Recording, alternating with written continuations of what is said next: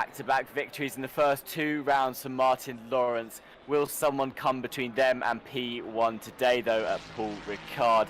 Hello, everybody, and welcome back to the Friday Sprint Challenge. I'm Tim Peck, joined today in the booth by Austin Devonshire. We have the one and only Kevin Boss behind the broadcast. Welcome in, Austin. Sun is shining today out on track at Paul Ricard, and we're in for a very exciting round 3.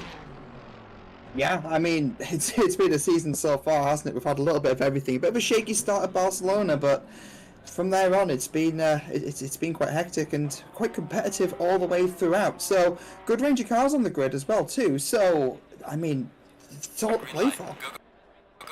Absolutely, and of course, this championship has started with all of the new cars since the most recent ACC update. You've got the new Ferrari, the new Porsche and the new Lamborghini, all of which are being driven by a wide selection of the drivers out on track at the moment. Of course, we do still have, though, some of the old cars dotted in there. I can see a Bentley out there. We've got a Honda as well. I believe we had at one point an Audi in the championship too, Austin. So with all the new cars out on the track, it's still been a bit of a learning curve for some of these drivers at the beginning of the season. And we've also got to see how the new cars perform as well. And funnily enough, the 2-time Grand Prix winner at the beginning here, Martin Lawrence, driving the Aston Martin, which hasn't received an upgrade yet. So very interesting to see how the new cars are faring and how the old cars are faring as well since the update. Yeah, I mean, we've got Christopher Streppen as well with the Bentley, which is always quite a good car to see out there. You know, we've said it before, you know, it's a car with a lot of followers in the 747 there, and I mean, Barcelona didn't quite go so well, but they kind of got collected. But no, mixed results across the board with a lot of the cars, you know, that have been in the game a little while. But you know, at Barcelona, the Porsche seemed absolutely rapid, and the Ferraris seemed really consistent as well. Yeah, absolutely, they do. I've heard from a lot of the drivers in this championship, Austin, they're commenting on the new cars and how they are performing, and a lot of the time they're talking about the Ferrari, how they work behind the wheel. But all in all, I've got to say, the new cars for me, I've tested a couple of them out, Austin. I'm sure you have too, and I have to agree. I think the Ferrari, it's just one of those cars where you can jump in it straight away and it just feels natural to drive. The other two, both still really good cars, but maybe taking a bit more fine-tuning and tweaking with the right setup to be comfortable behind the wheel. Yeah, no, that would make sense. I mean, from experience and from what I've seen from other drivers, it feels harder to get the potential out of the other cars, but it feels like the actual kind of like the ceiling, you know, the level of which the cars can actually perform at seems that it's a little bit higher than the Ferrari, as we saw with Selenskas in the first round, actually. You know, obviously they were kind of hit with penalties, but we saw them dominate for the race for the most part, and then that comeback drive towards the end, you know, goes to show what that Porsche is capable of. Yeah, absolutely, indeed, and yeah, we'll see across the rest of the season, I guess, how those cars, the Aston Martin in particular, a great all-rounder, still able to hold its own against the new cars too. So we can see how they all are going to perform out on track as well across the season too. And it's interesting because I was just looking at the standings actually, which we will cut to after qualifying, Austin. But again, the top 2 cars in the championship are an Aston Martin and a Bentley, and then it's the new Lamborghini in 3rd place as well. But that's of course because that's the only car that is in the pro split. That is the Aston and the Bentley are the only 2 cars in the pro split that aren't the new cars. So it's interesting. I generally thought the new cars would perform a bit better, especially on release. They'd be like the cars to be. But also it could just be a case of, you know, the update's only been out 3 or 4 weeks now. Still, we're in that time period where we're still tweaking the setups to be at the optimal point in time, and there is still that learning curve that a lot of these drivers are going to have to pick up, work out where the car's strong. Whereas, you know, you've got the old cars, we're used to them now, we know how they drive, and we're all very comfortable behind the wheel. Yeah, I mean, also don't discount the fact of the guys behind the wheel of these 2 cars. So it's Martin Lawrence and Christopher Streppen. You know, these are the guys that were fighting for the championship last season, and I'm fairly certain we've seen them fight, you know, for championships before this too. So seeing these 2 guys at the top, this isn't something that's unheard of. You know, let's not count that out. Yeah, absolutely. Like you said, you expect to see Martin Lawrence and Christoph Verstappen at the top anyway, so that can't be counted out. Of course, last season we had Martin Lawrence winning the majority of the championship, got to the final round where Christoph Verstappen won the race. Martin Lawrence had an unfortunate incident at Spa, and Verstappen ended up winning the championship overall, but those two batting out at the top the whole way through. You almost expect at this point, like you said, to see them at the top. Well, qualifying today is well underway. We have a 15 minutes of qualifying here on a Friday, and now we've just got close to 9 minutes left. You can see John Daly at the top of standings right now. 154.4 is the time to beat. Grant Wilmot third place in the championship, second place in qualifying so far, just a 10th behind Daly, and then Salenskas, who you mentioned had a great couple of rounds at the beginning, Austin, up there now in P4 as Verstappen comes in with a time of a 154.377. Return to the pits instantly in the Bentley. They are now the provisional pole time that needs to be beat. But again, something we've seen, Austin, across this championship is quite close battles across the whole board. Of course, this is a merged split championship. As you can see on the left, we have both the pros and the silver splits in the same race. The pros having the white number next to their name, and the silvers having the conveniently coloured silver number next to their name as well. And I think a lot of the time people see a mixed championship like this and almost expect there to be quite a divide between the two classes, but as you've seen race and race again, the silver class actually are more often than not merged in with the pros and very much holding their own. You could almost make them into one split at this point. I imagine most of the silvers you could still expect to see up in that top 10 in each race. Oh yeah, I mean that's for certain. I mean look at Joshua Elation. They've been amazing, putting in amazing performances throughout the last, the first series, first race at Barcelona. Last week had a bit of an unlucky race, but again was showing pace throughout all throughout all of their stint at Alton Park. Just got caught up in a few unfortunate incidents. So yeah, I mean, a lot of the times it isn't a case of raw pace that kind of holds the silvers back. Sometimes, as we said before, it's experience. It's, you know, there's a lot of these guys, you know, they've just picked the game up, they've got the pace off of the bat, but they don't have the experience in racing, you know, in packs with kind of faster cars. They don't have experience racing wheel to wheel, really. And this is a great place to kind of practice and build that kind of experience and that skill level up, and really have a shot at progressing into the pro split. Absolutely, couldn't have put that better myself, Austin. Of course, big welcome to all of you at home in the chat that are joining us today. We had Speedy earlier coming in, asking how we were doing. Also, Rebecca came in just now and said that they're supporting the Aston out on track today. Of course, mentioning Jesus, because it is Jesus behind the wheel of the Aston Martin in this race. Martin Lawrence, also known as Jesus, currently not set a qualifying time yet, but has won the last 2 rounds in this championship. So keep your eyes on the Aston, as they are likely to do very well today.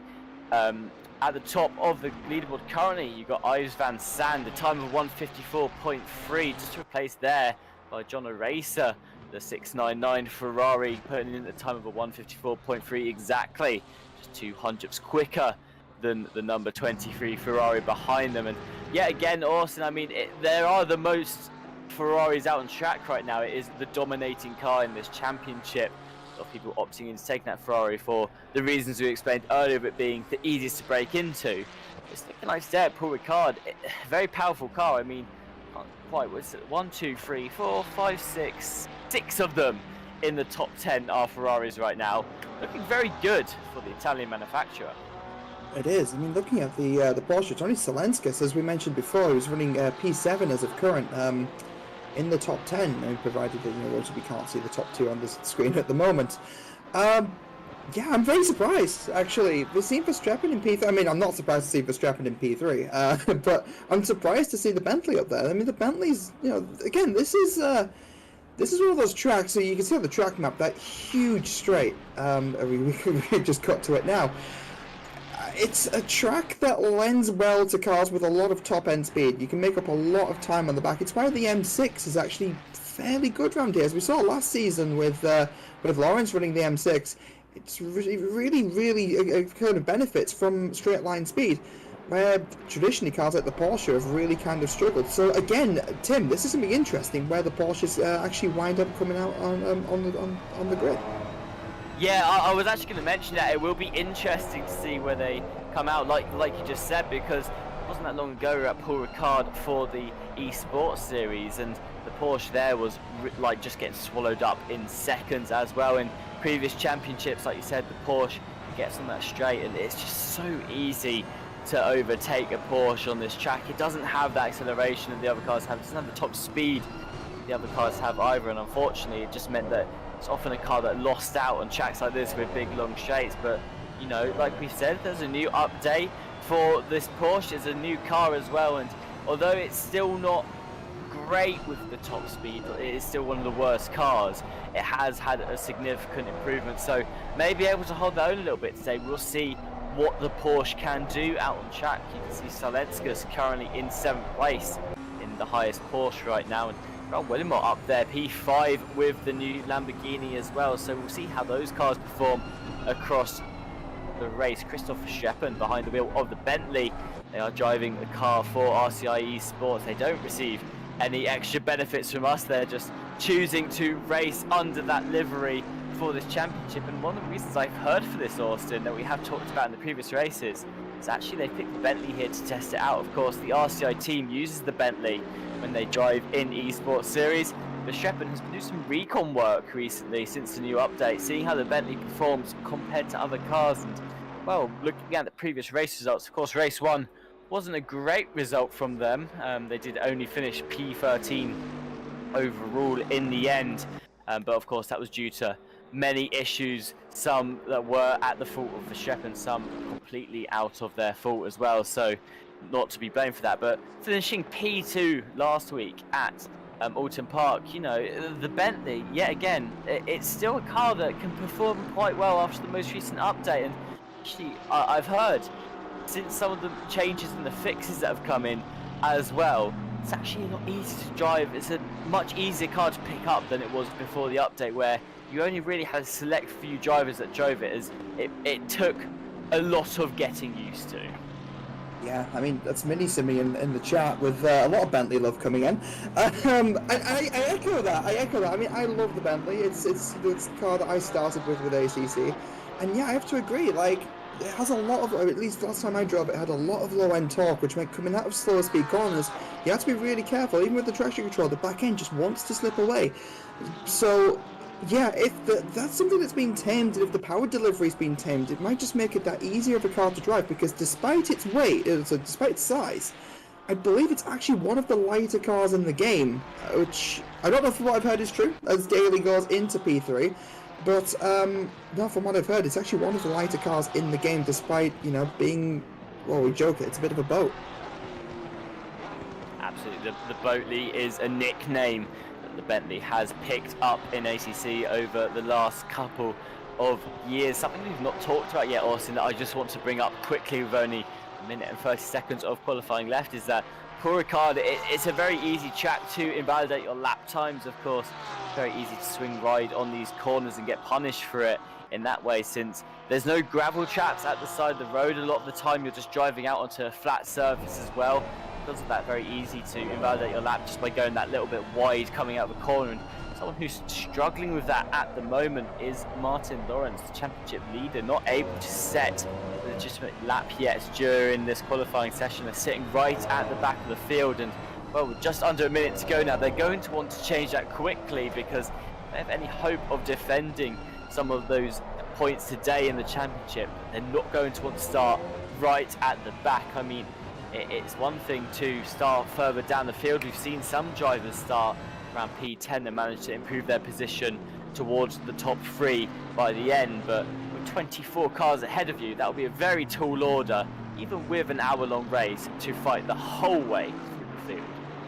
Yeah, I mean, that's the other thing as well, and you know, for the back straight, when everyone really tries to keep the throttle pinned, you know, you're relying on the slipstream and kind of the mistakes of others, really, to sort of pull through. So, you know, you really have to try and make it up in the corners, and honestly, looking at the map, just not that many of them.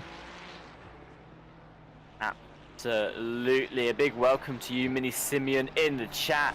Thank you for saying good morning and evening to everyone as well, and glad you are now enjoying your weekend at the end of the week. Coming into the final stages of qualifying now, time already hitting 0, meaning that anyone crossing the line now, that is their final lap. One of the drivers across the line, Van Sand, originally had a provisional pole down in P4, 700ths off the time set by Christoph Verstappen. At the moment, finding himself up there in the provisional pole position, P1. John Racer back in the pits now, will finish in at least P2, won't be able to score any higher than that. Martin Lawrence finally getting a lap time in, puts himself up onto the final spot on the podium, P3 for them as well. Still a lot of drivers left to cross over the finish line today, a lot in the pits though as well. And we've got a Racer in the 808. They're coming around the final corner, currently down in P23. Will want to improve on that time as well, and they are up on their delta quite dramatically, Austin, too, so may gain them a couple of positions there. About 5 tenths off Ted Edwards for now,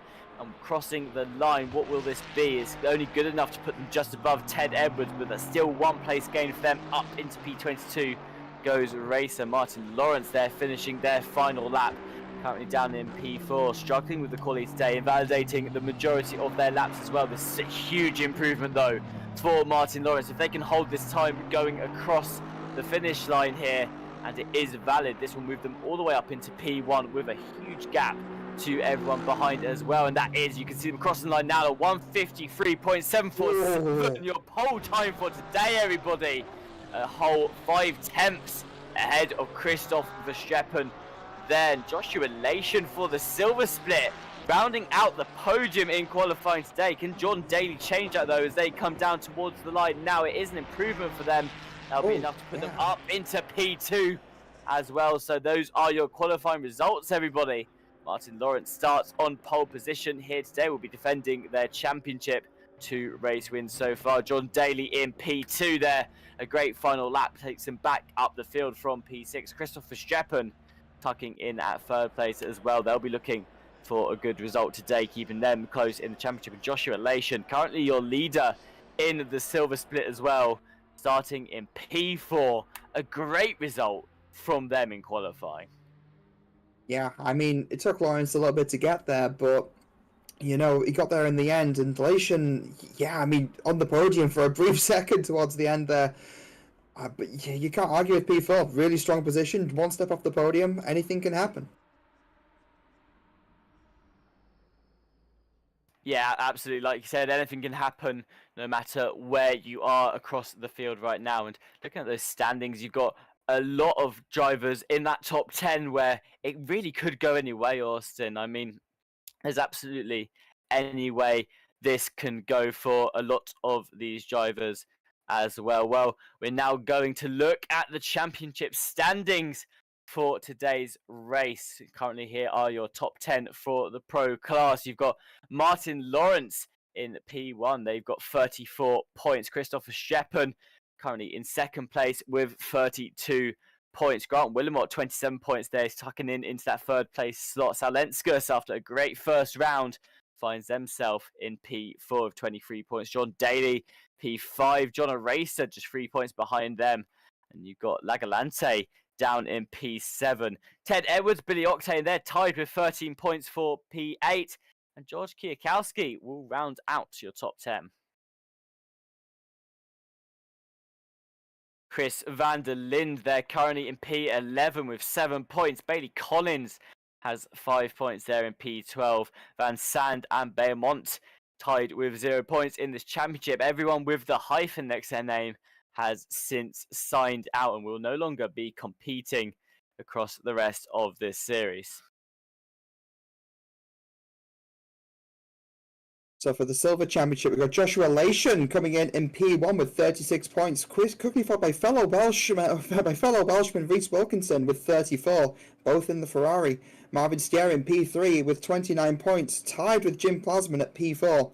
P5 got some Canadian representation with Daniel Duret in the Huracan Evo 2 with 27 points, with Ryan Daniels trailing just behind by 2 points in P6.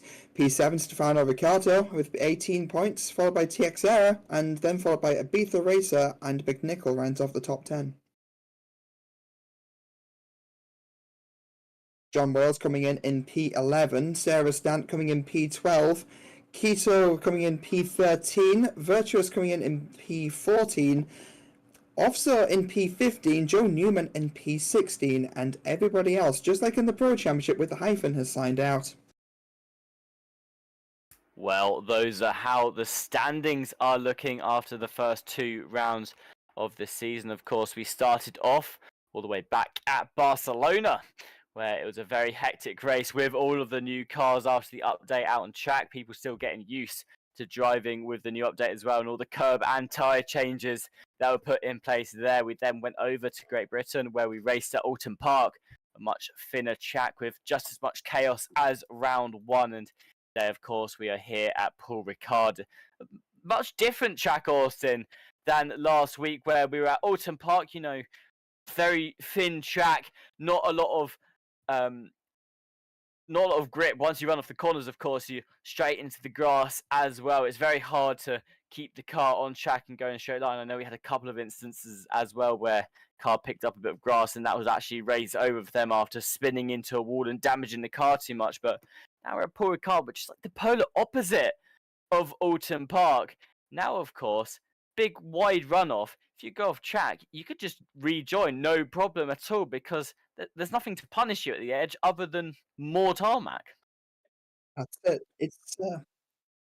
It's definitely going to be interesting to see how that affects racecraft as well, because you don't want people taking liberties with that. I mean, ATC, we saw it with Lawrence's struggles to put in a good lap.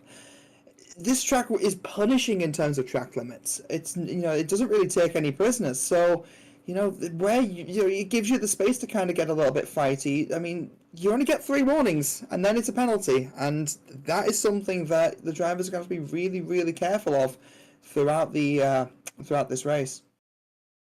Yeah, absolutely. Like you said, although you don't get punished literally by the side of the track, if you do go off, you will get punished by how easy it is to pick up track limits.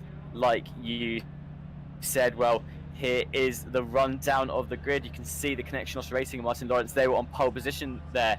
RCI on the side of Verstappen's car just behind them. And now we're going to go down through the rest of the field. Take a look at the custom liveries that a lot of these drivers have made for this championship. There are some that really stand out, and you'll continue to recognize them throughout the race as well. But yeah, going back to what you're saying, Austin, very easy to get punished here by track limit warning. Most drivers have opted into having a fresh set of tyres with the recent changes to tyre models. Of course, that pit stop has to be served within the pit window, which opens at 25 minutes into the race at the 35-minute mark. It closes 10 minutes later when there's just 25 minutes left of the race to go. So bang on in the middle is when all drivers will have to serve their mandatory pit stop. If you serve it outside that time, you can have a pit stop, but it will not count towards your mandatory pit stop, and you will receive a penalty if you do not pit within the allocated pit window again later on. So you'll see a lot of cars, if they do get caught up in early on collisions, will try and actually stretch out and manage the damage so they do not have to take that extra pit stop. And Austin, a very exciting race always at Paul Ricard. I think it's one of those races where I feel a lot of drivers come into it and think, no, I'm not really a fan of the Paul Ricard track. And I know it's very much like Marmite. You either love it or you hate it. But one thing I have always found is when we watch it here at RCI, we get a lot of action between the drivers. Yeah, I was just actually about to say that. I mean, the formation lap on the straight, I was like, well, guys, welcome to nap time with Austin and Tim. But no, like, as a driver, I think I kind of agree. It's not the best track, but I always seem to sort of enjoy it more than I think I'm going to, like, in the moment. But as a spectator, like, again, I see the race of the calendar, I don't really get all that excited, but then the race happens, and it's usually a stunner. It's probably one of the best races of the season every time it comes up on the calendar. So, yeah, no, this is going to be great, guys. Absolutely, you've heard it from both of us now. Can always be very exciting here at Paul Ricard, of course. Big point to look out for is that long straight that the drivers are just coming to the end of now. A lot of overtakes due to happen there. More often than not, you see them happen right at the end as well. Some will swing out towards the inside or the outside, depending on where there's room. Try and make the overtake happen at the end there. So keep your eyes peeled on that long straight. It's where you're due to see a lot of overtakes as well in the first sector, coming through to corners 1 and 2, the chicane right at the beginning of the circuit. You can expect to see a lot of overtakes happening there as well, and also through this wiggly wavy section in Sector 3 that we're about to drive through on the warm-up lap.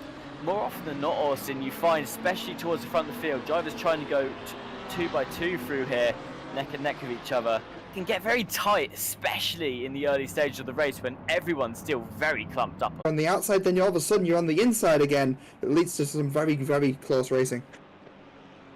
Coming round the final corner now, everyone's getting ready for the start of the race. Martin Lawrence starting on pole position. They will be defending their first 2 wins of the season, hoping to make it a 3rd today at Paul Ricard. John Daly will be looking to finish on the podium, have finished 5th and 4th respectively so far throughout this season as well. Has a great chance of getting on that podium starting on the front row here today, and already you can see the cars are off with each other. Great start from Martin Lawrence. They'll be down on the inside ready to defend their position, but even better start for Verstappen, who's looking to make this 3 wide through turn 1. Has to tuck back in behind Lawrence, cuts up Daly in the process though, slowing them down. That gives Lawrence a good lead over those 2. Further down the field you can see cars going 2 through the first corner. All managed to make it through in one piece for now, but Daly and Verstappen still alongside each other. Coming down now towards turn 3, Daly just able to get ahead, cutting the door off for Verstappen, making sure that they can't get up into that P2 slot. There's a great start from Daly, and still you've got cars going 2 wide through the next sector. They're coming onto the start finish, not start finish straight. They're back straight now, the nice long one. That's where you expect to see the cars with not a lot of drag really excel here. They'll be looking to get some great top speed on that long straight there, and you can see now the final car coming through. Most drivers by this point sorted themselves out. I don't want the commentators curse this, Austin. A very, very safe start at Paul Ricard today. Yeah, sort of few cars just kind of have a bit of a coming together towards the back there. I think it was 2 Ferraris I saw off, which obviously, you know, is very tight. It's not as tight as you think, but you know, very kind of quick left-right chicane for the first 2 corners, and that's Dan's getting a little bit elbowy going down into I forgot what actually turn that is. I'm sorry, that's actually pretty bad. And looking at the map, there's a lot of yellow towards the back of the field there, towards the back end of the Mistral.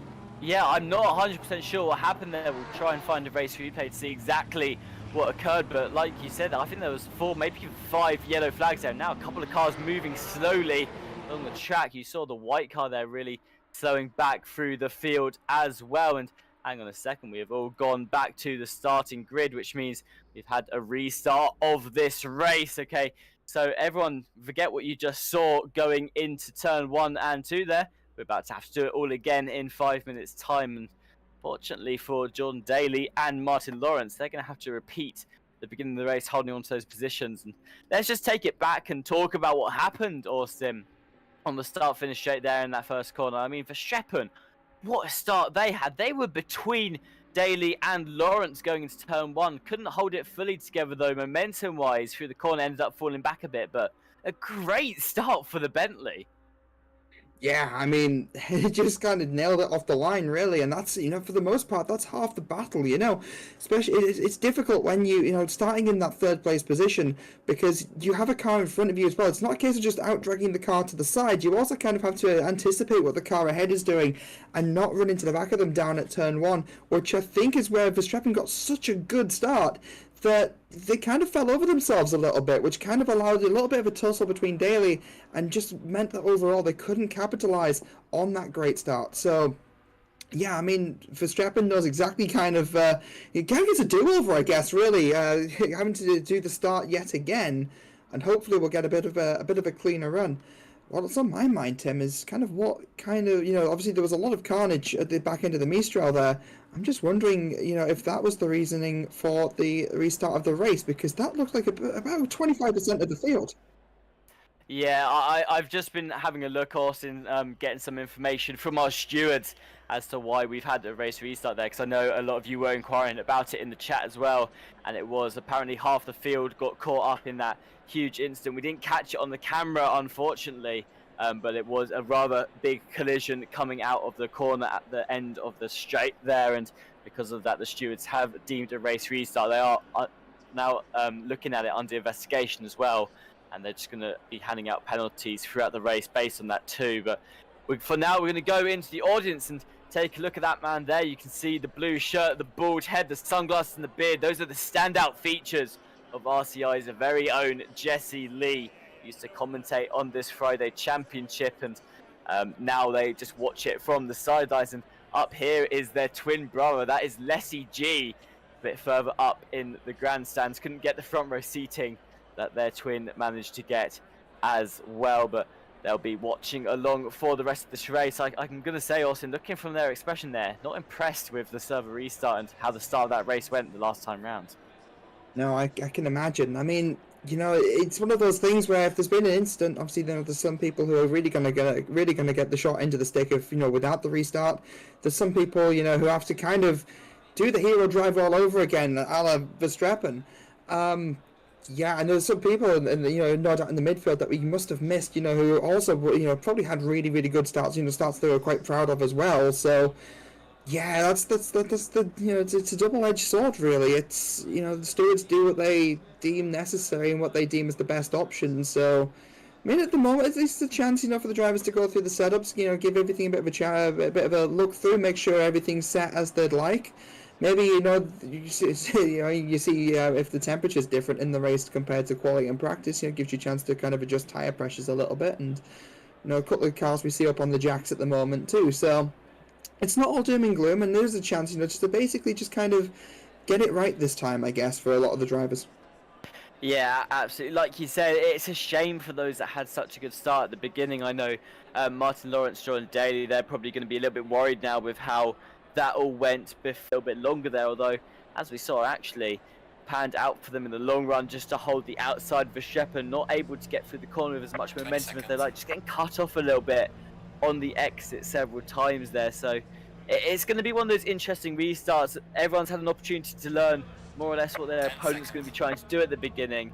I'd say, although it's not an ideal situation for those that did have a good start, there is still that opportunity to have a similar outcome as well. Knowing what worked before, what didn't, you can always change up your strategy a little bit too. So we'll see how that all plays off. And again, you can see the cars now off on their outlap before coming back round. They'll start in their positions on the grid again. And I think I shouldn't have said it. Austin, I literally said I don't want to commentate this Curtis race, but a very clean opening.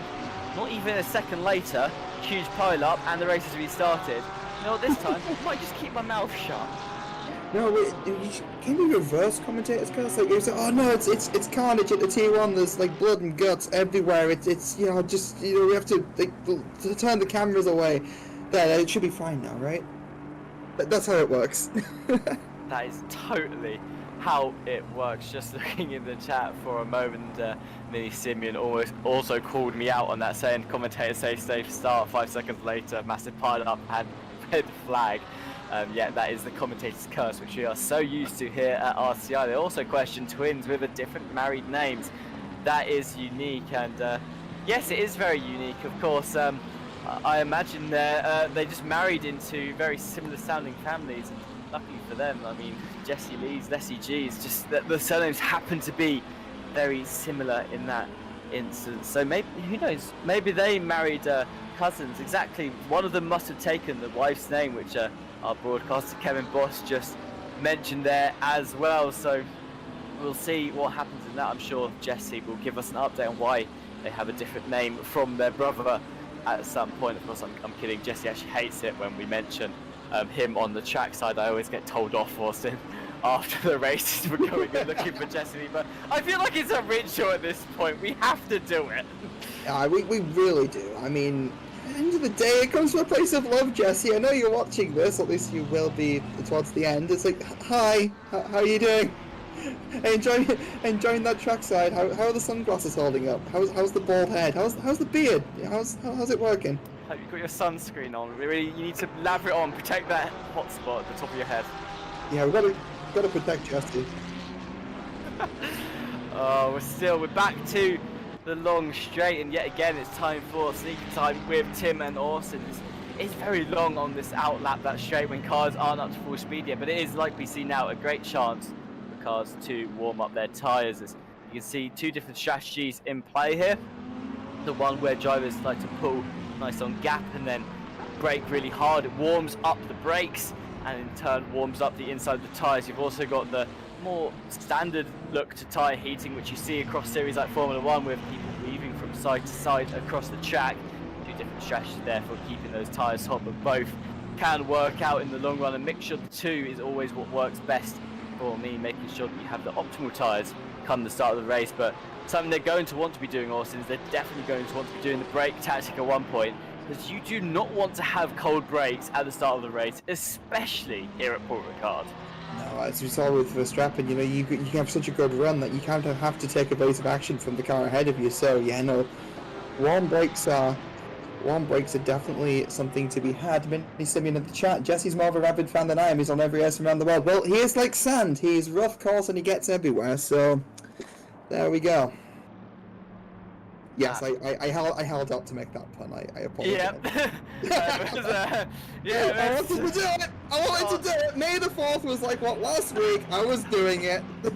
I was yeah, I didn't quite know what to say to that one, Austin, but you got it in there, and that's all that matters at the end of the day. We're coming now round back onto the start-finish straight. More drivers going to be looking to have a similar result to what they had last time. You see Martin Lawrence now back on the inside, going down towards turn 1. The cars haven't quite got off yet, and as I say that, they are now off again. A great start for Verstappen, already looking towards the inside, but John Daly shutting it off this time.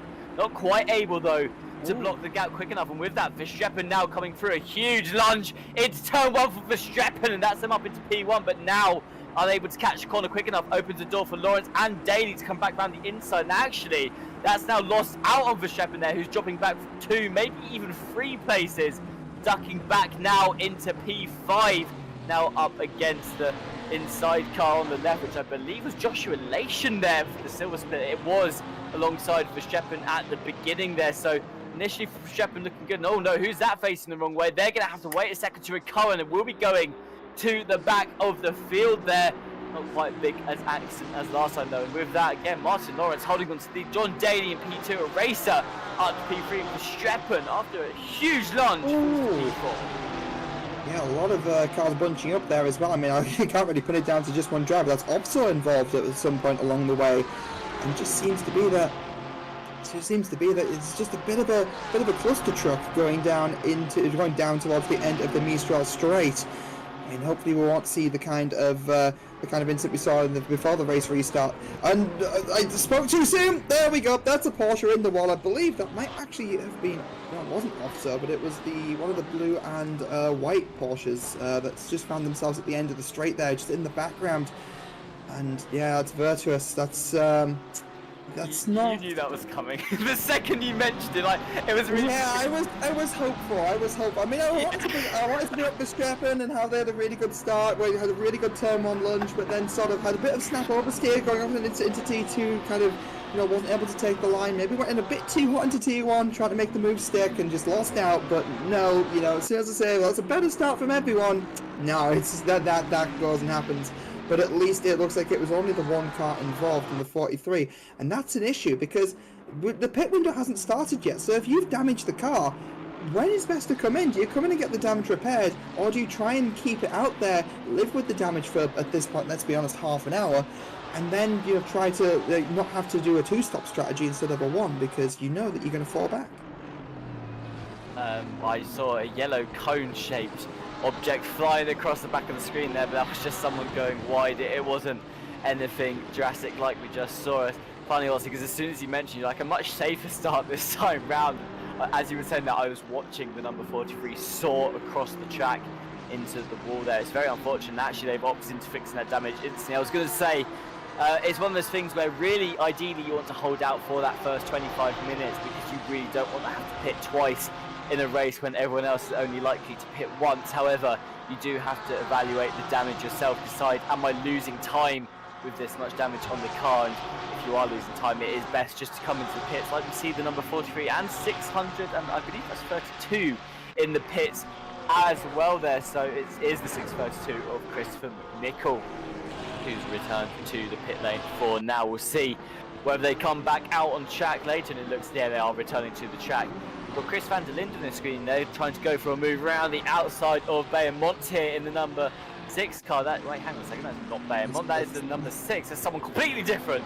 But van der Linden looking for a move around the outside. That was Wilkinson in the number 6, who they were going for a move on there.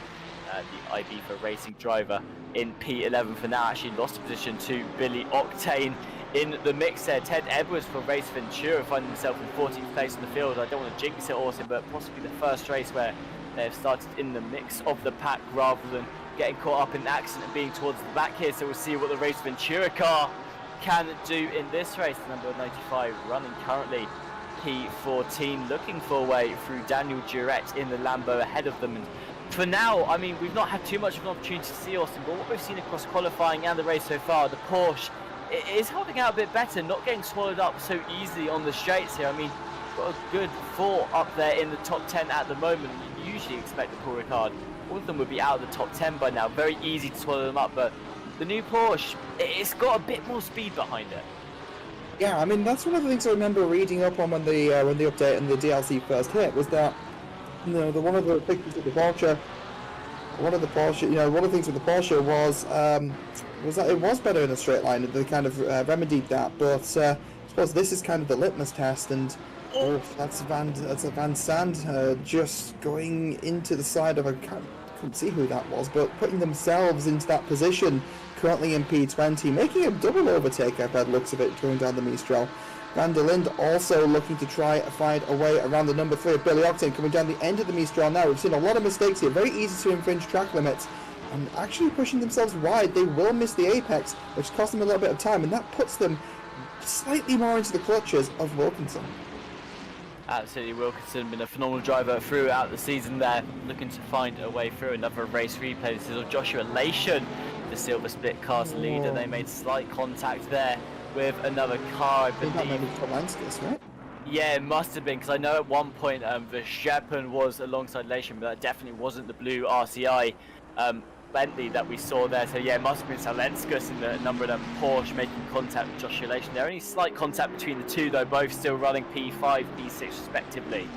And again, the silver split driver at the top right now, Joshua Lation. Absolutely huge start for them. They've got 6 pro cars between them and Wilkinson, their nearest competitor right now. Christopher Streppen making moves on John O'Racer early on. Nice overtake on turn 1, puts them up back onto that podium slot. Again, they'll now try and close the gap between them and John Daly. And going right back to the start, I mean, we talked about it a couple of times, Austin, but it really is unfortunate for Verstappen there. Just going to watch another race replay quickly. This is Ryan Daniels in the midst of the pack, making contact with the 212, and you can see the number 66 car there almost getting caught up by the rest of the field as well, just able to swerve out the way at the last second. They've got a couple more replays from lap 1 coming in. Very hectic. Simon Verstruss now down the long straight, making contact on the straight with the number 43, and that is and there's the 31 taken out. That was the 31 taken out as well. I did not see that before, and that's a stop-go penalty for Durrett in the corner there. So the stewards will be coming back through with penalties for a lot of what we've just seen, no doubt. But no, I did not see the AMG get taken out from the angles that we saw at before. So that was a fairly big hit, you know, with involving Virtuous at the end there. That was, you know, it's always bad, you know, when one car gets collected, but when you see a second as well, that's, you know, it's frustrating. I think that might, looking at the order, actually, that would have been Texera. Yeah, 31, the AMG, that was Texera. So,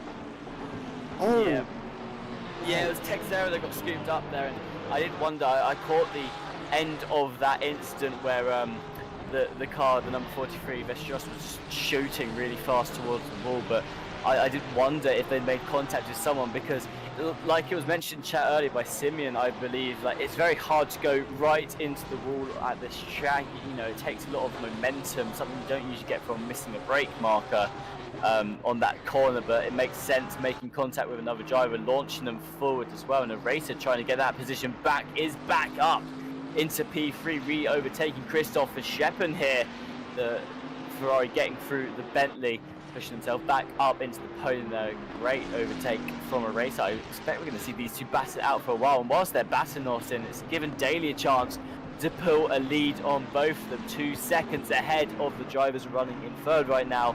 But in turn, they've now lost 1.9 seconds to Martin Lawrence, who yet again is just having the race of their life at the front of the field. Nothing to worry about for now.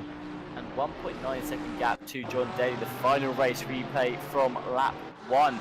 The 632 car, who we also saw pitting. What happened with them there, just catching the front of the Ferrari and launching into the wall again on the straight, and that's why we saw them peel into the pits. McNichol at the end of lap 1. Yeah, that was tough. I mean, that stock go 30. If I look down at the stewarding decisions, we actually do have a sheet of paper that we often get thrown towards us, and nothing's in there as of yet. So I'm still waiting to actually hear the results of that stop go 30, but I'm sure we'll find out soon. Absolutely, though. Usually with the lap 1, we know that they take a while and then it comes through in a massive chunk in one go. So prepare yourselves later, everyone. One of us, either me or Austin, will take you through the penalties that occurred on lap 1 a bit later on in the race once we get all of the messages through. Van Sand, originally holding pole position in this race, I believe, started up in P6, somewhere around there as well. They're currently down in P16, got caught up in all of the instances that occurred around the first lap. Now looking to climb their way back up through the field, went for a move on Racer there. Silver split driving, going back towards the front now over Streppen, again looking for a move on a Racer.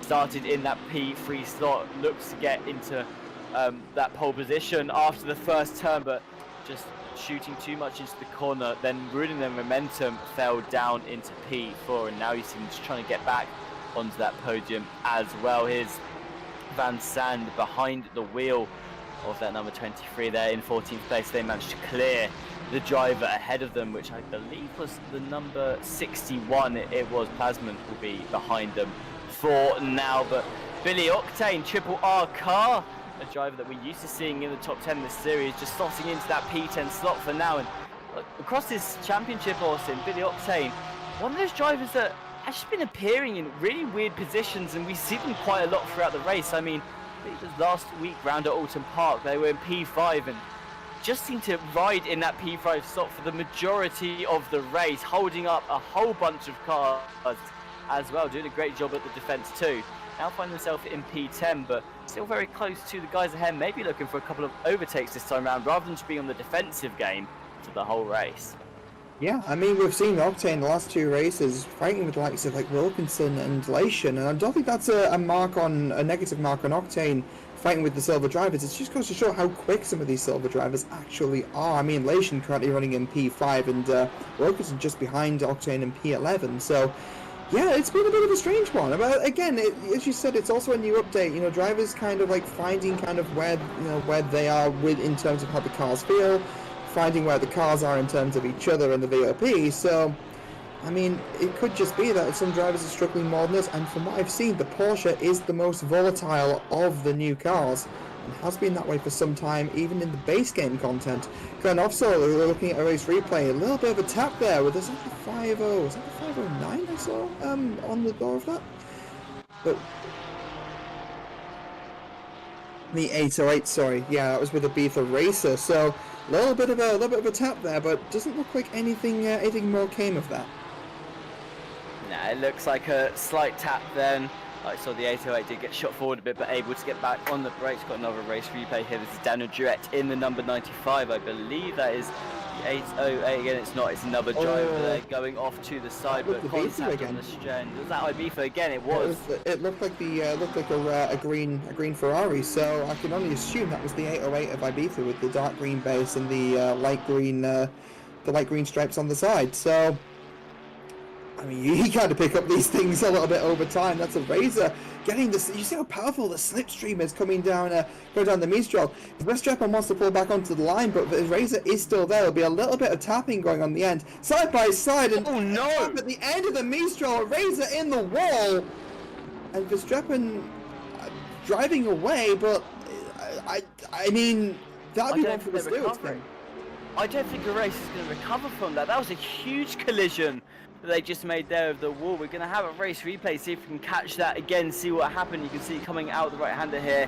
Unfortunately, the replay actually ended just before the incident. We're going to try and grab that one again this time round. This one looks like we're going to catch it this time. You can see, yeah, there again, Verstappen catching a Racer on the side there.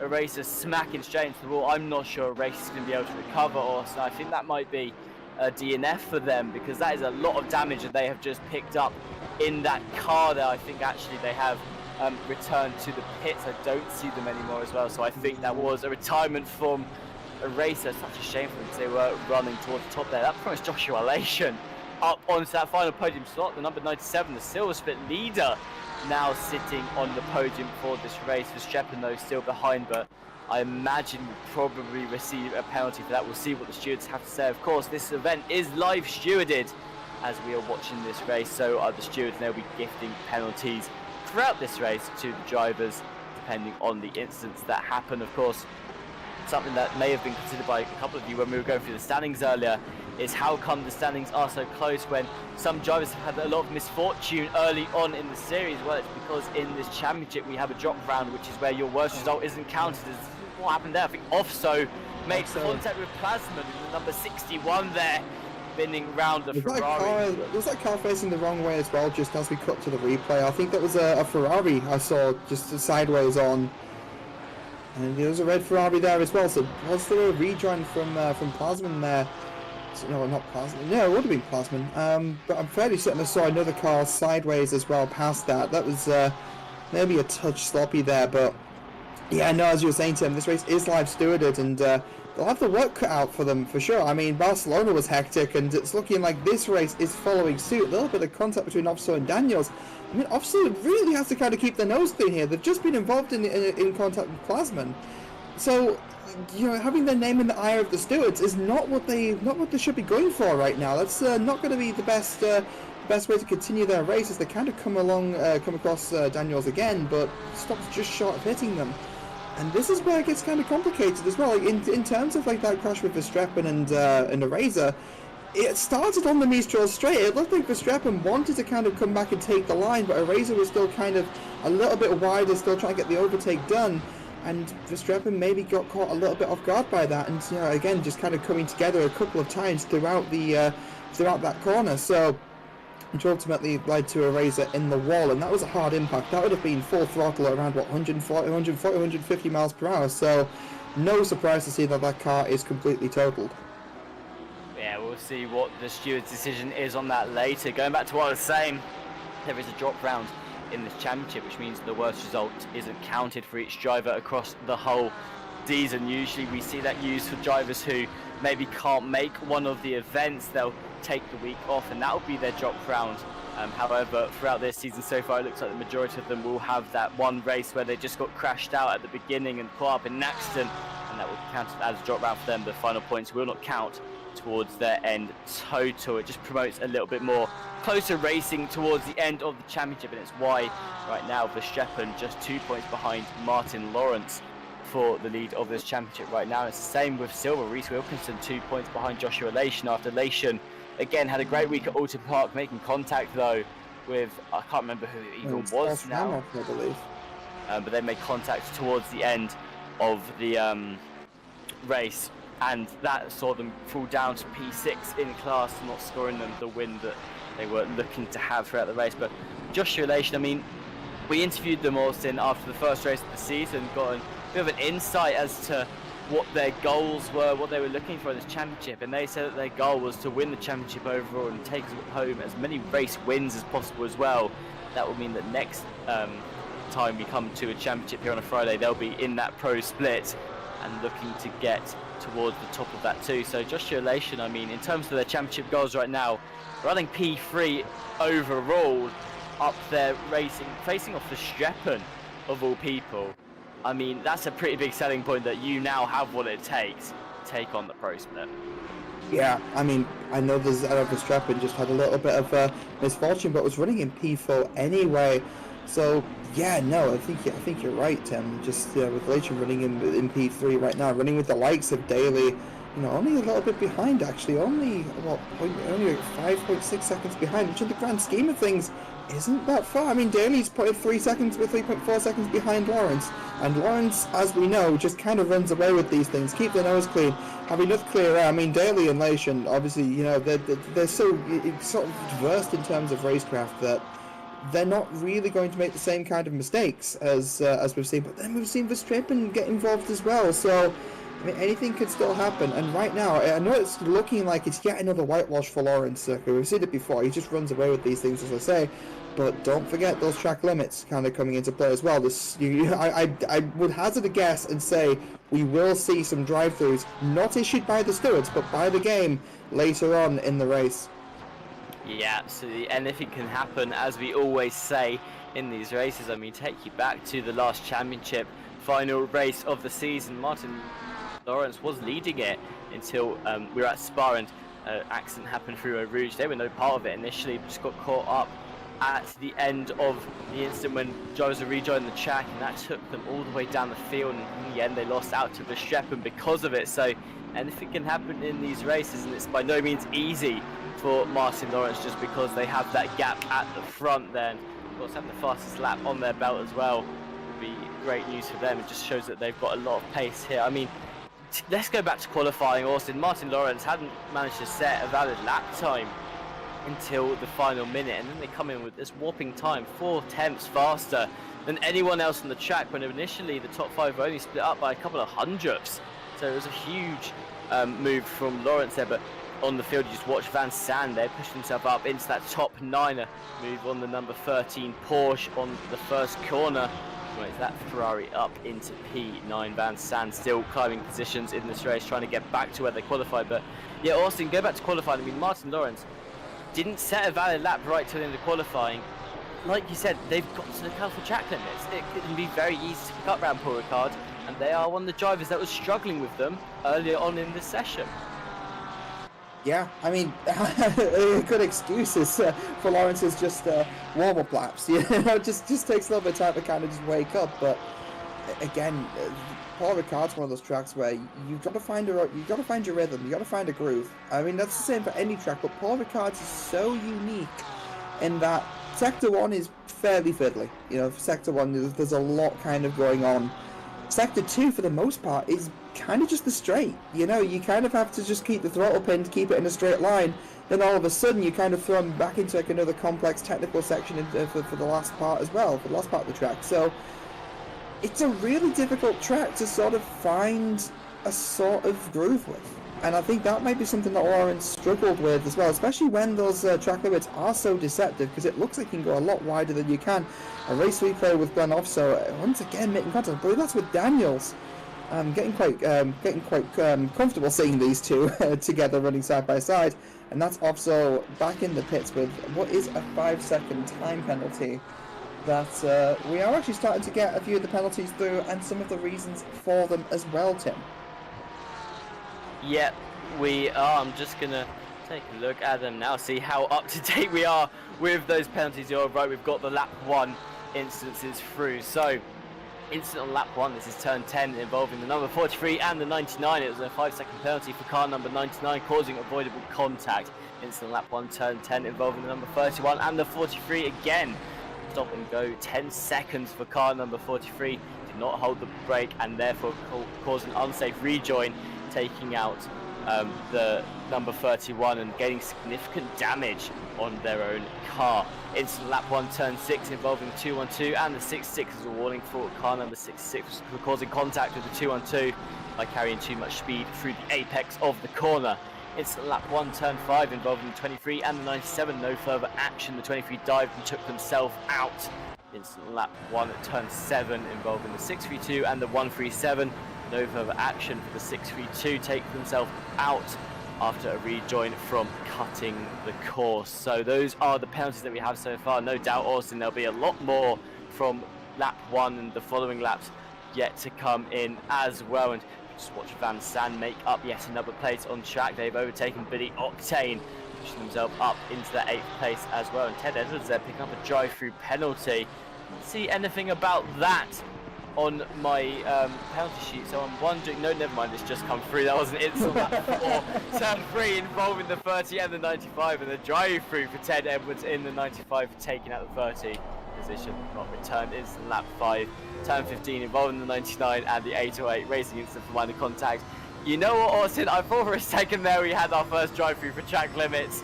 As I was about to say it, the penalty report came through with the true information of what happened to the 95. I think on that note, though, I think a question to the chat would be: when do we think? At what minute on the clock at the top there? When do we think we will see the first drive-through for track limits? I'm gonna say 15 minutes from the end. I'm gonna say around about then is when we're gonna start seeing the first of the drive-throughs, and I think we're gonna see about 4 of them. So that's my guess. Final 10 seconds, Martin Lawrence picks up an unfortunate track limits penalty and will get a drive-through for it, ruining their win.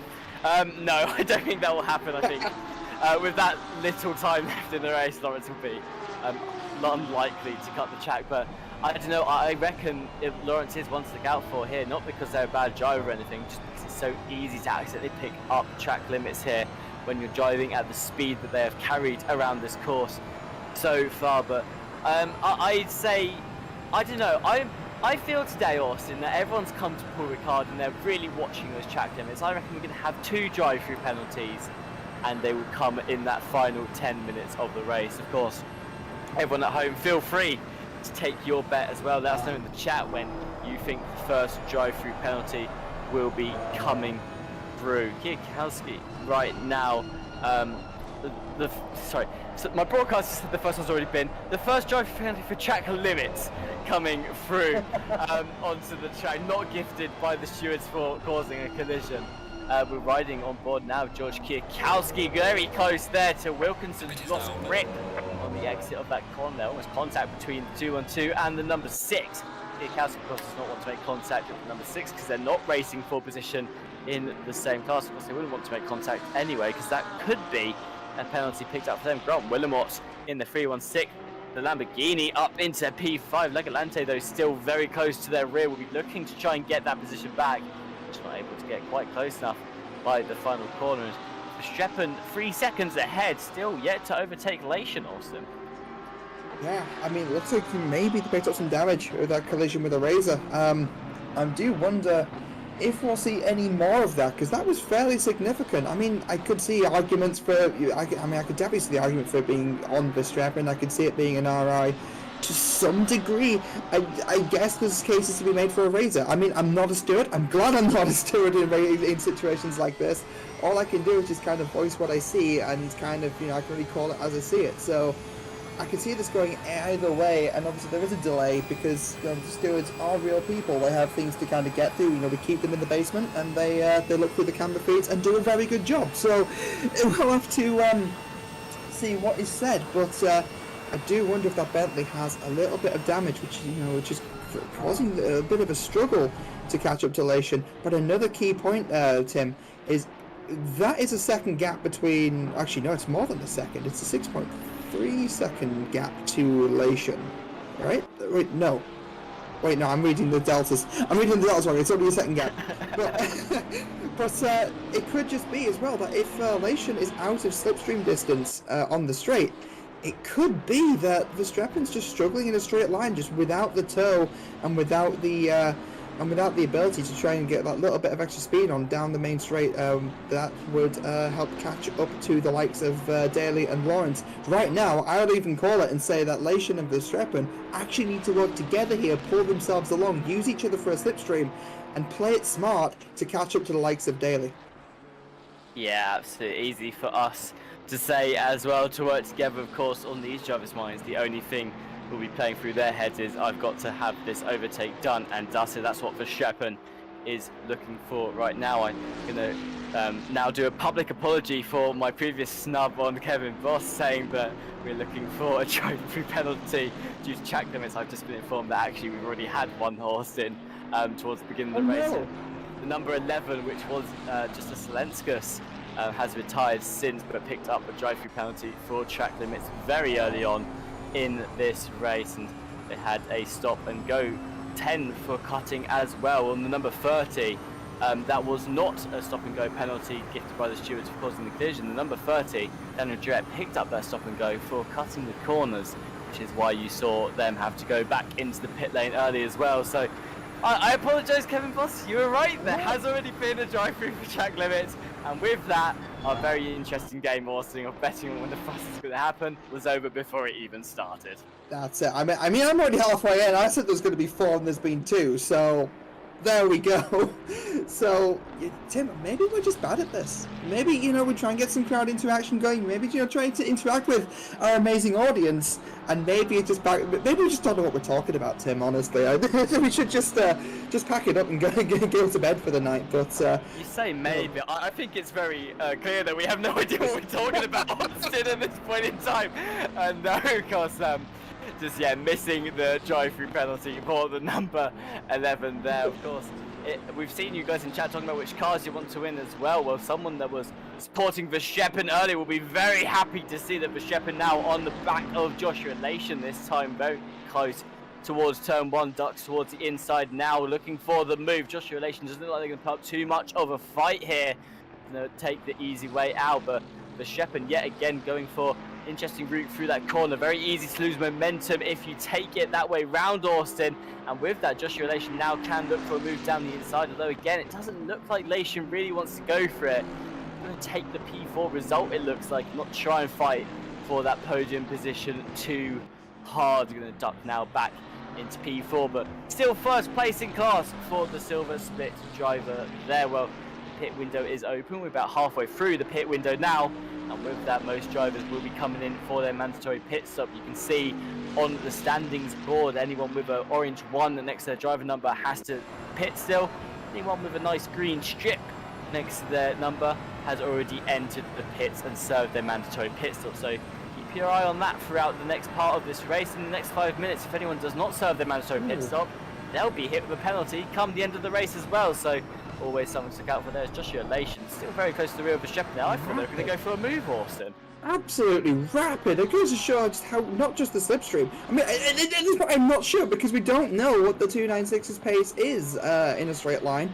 So it could just be that, Lation just had a really good slipstream, but I have a sinking suspicion that it's just rapid in a straight line as well. A bit of column A, a bit of column B, maybe a bit of Verstappen in that Bentley.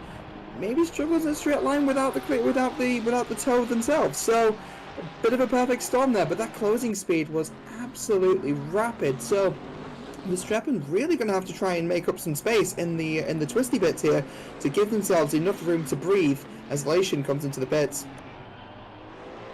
Lation peeling into the pits there. John Daly in the pits as well. We'll see if anyone takes fresh set of tyres and if people opted to just carry on the old set. Of course, go back to the first race of the season, Austin.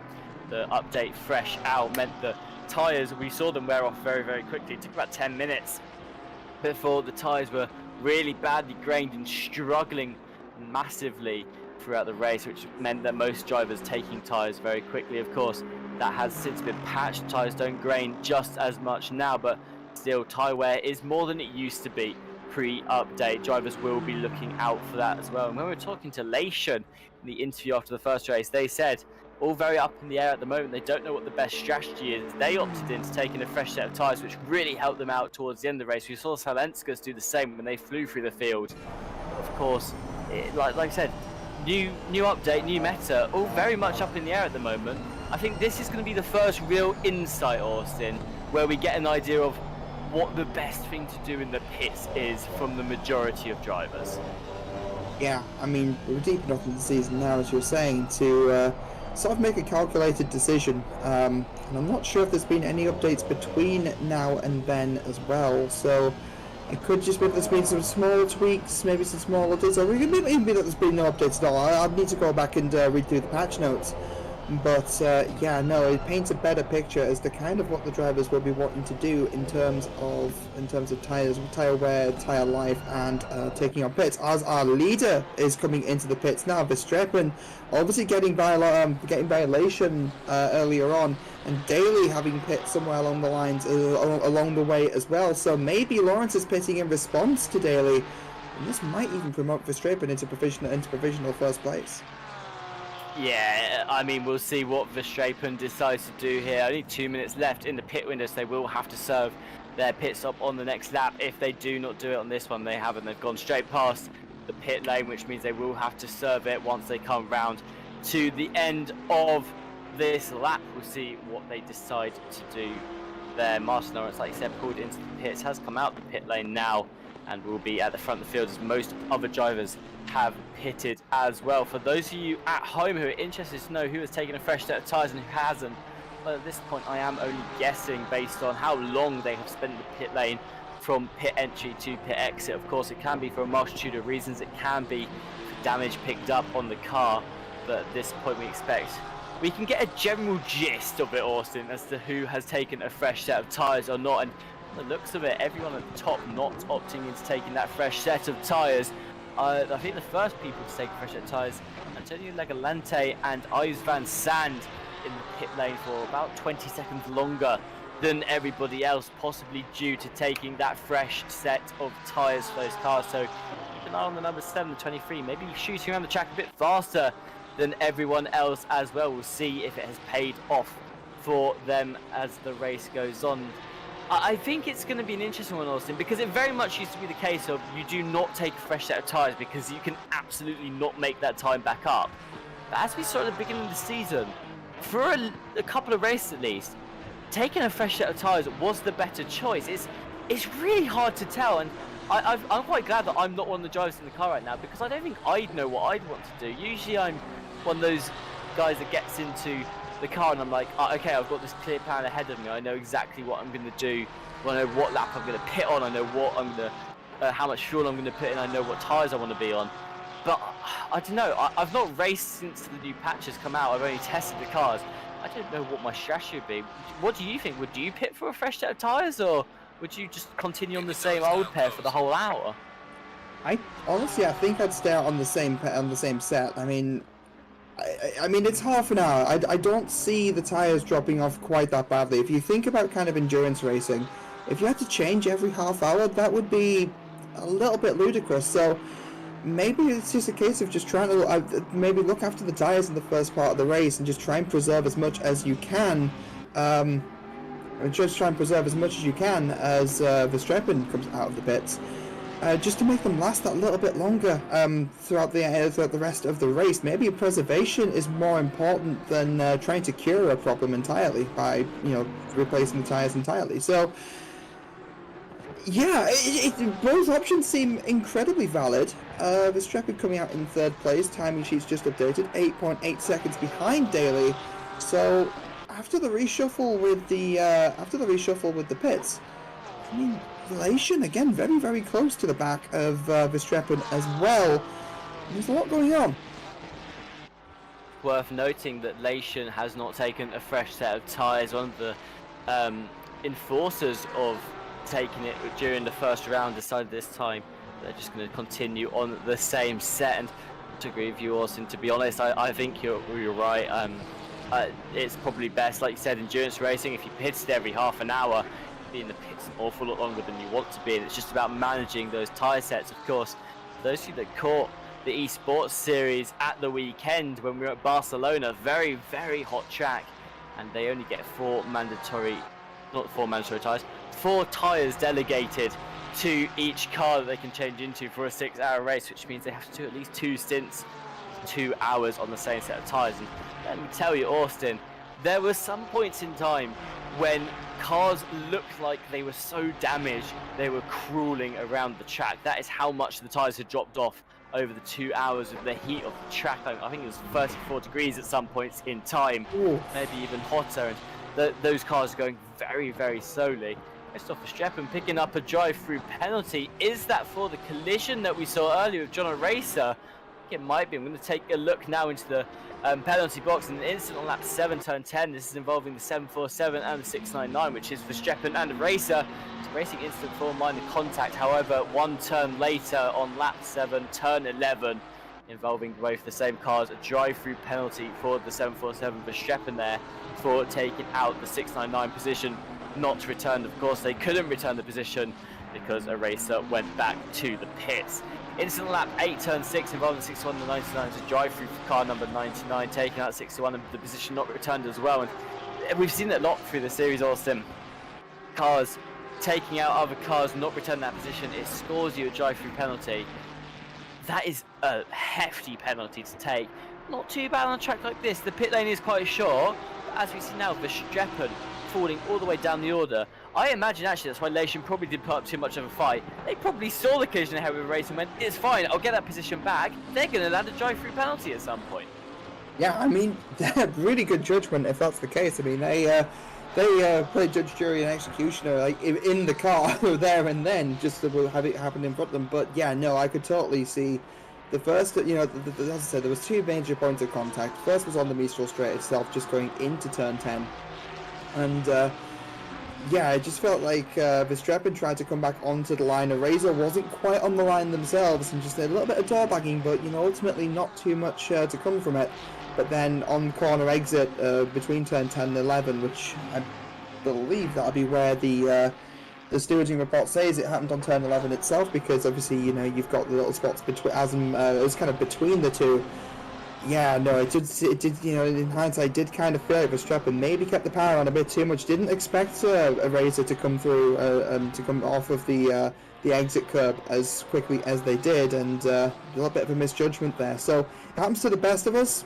I mean, Verstappen's lost a lot of places here. I mean, has Verstappen parked the car entirely? I mean, surely they'd have come out of the pits by now. Well, I mean, it's a drive-through penalty. The fact that the car isn't moving suggests that they parked the car and have retired from this race. Unfortunate for them, because this will be their second retirement of the season, Austin, so they've already used up their drop round. Back at round 1 in Barcelona, of course, had a very good week last week at Alton Park.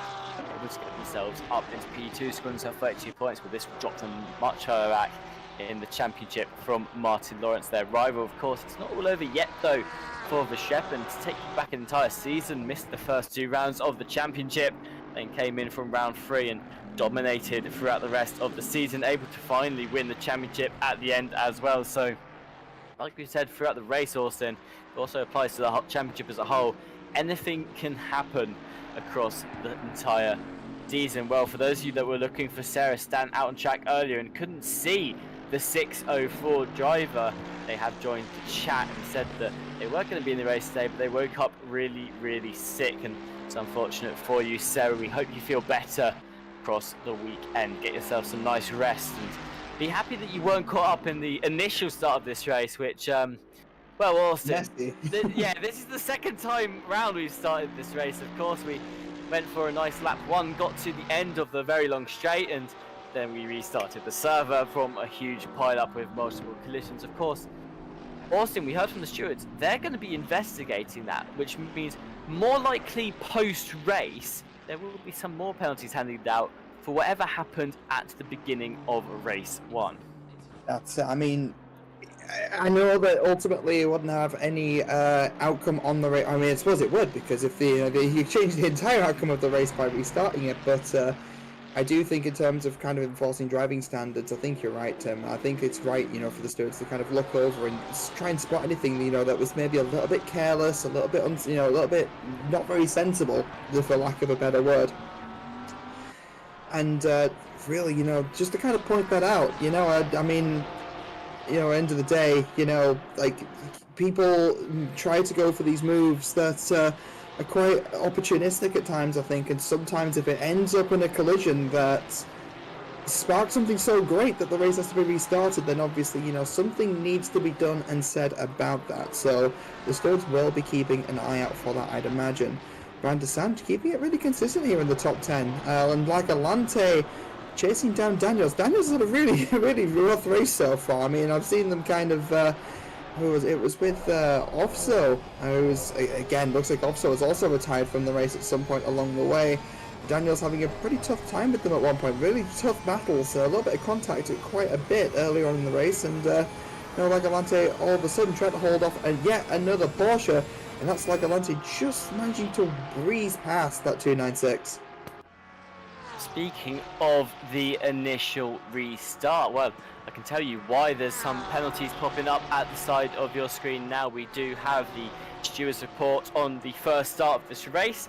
Cars involved in causing the collision have been given penalties. Stop and go for the number 7. Stop and go of 10 seconds has been given to them for causing the initial instant 15-second penalty for car number 6, a 5-second penalty for car number 3 for also contributing to the huge collision at the first race start. Of course, like you said, it's unfortunate they get penalised on it to a certain extent because, of course, we reset the track, you know, returned everyone to their initial positions, but you do still have to review the race restart.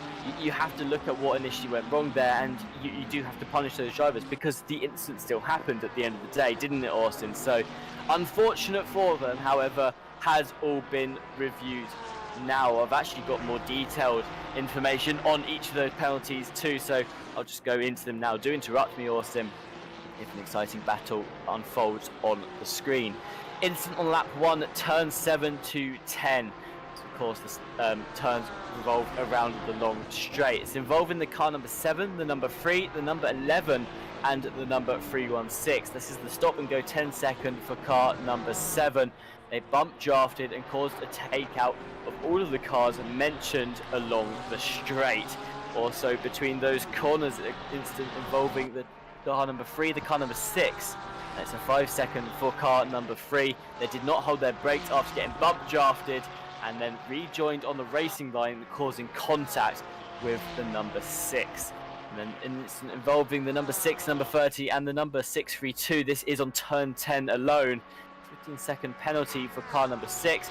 They didn't hold their brake after the collision with the number 3, rejoined the racing line and caused a collision and secondary contact with an uncontrolled car, picking themselves up the 15-second penalty. So looks like what happened there, Austin, is there's that initial bump draft incident with the number 7 and then a couple of cars not holding their brakes, causing further collisions. So let's show you all at home. If you do get in an incident, make sure you hold on to your brakes, because even if you weren't the original perpetrator, you can still pick up a fairly hefty penalty towards the end of your race.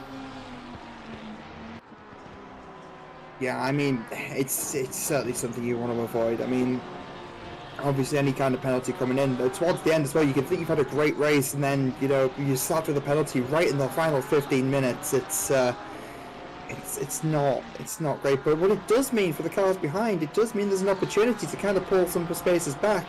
There's not an awful lot of pro drivers left running in the top 10, even beyond P12 actually, with Ted Edwards being the last car in the 95 running in P12, and the rest behind being silvers. So it could be an opportunity for some of the pro guys to make up a few more points. Like the likes of Ted Edwards. Ted has a chance here.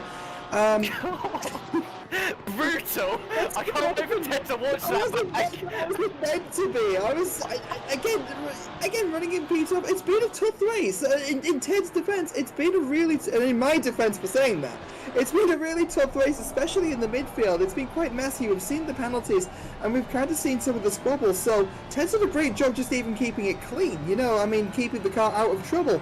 You know, even surviving this far in, as you said before, it feels like, you know, they've had quite a lot of misfortune this season so far in getting collected in the opening stages of the race, let alone making it through to the, you know, into the closing 10 minutes. So I feel like there's an opportunity with that SG30 especially. There's some spaces to be had here with some of the penalties up front. Yeah, absolutely. Of course, like you said, Ted Edwards, one of our stewards here at RCI racing in this series.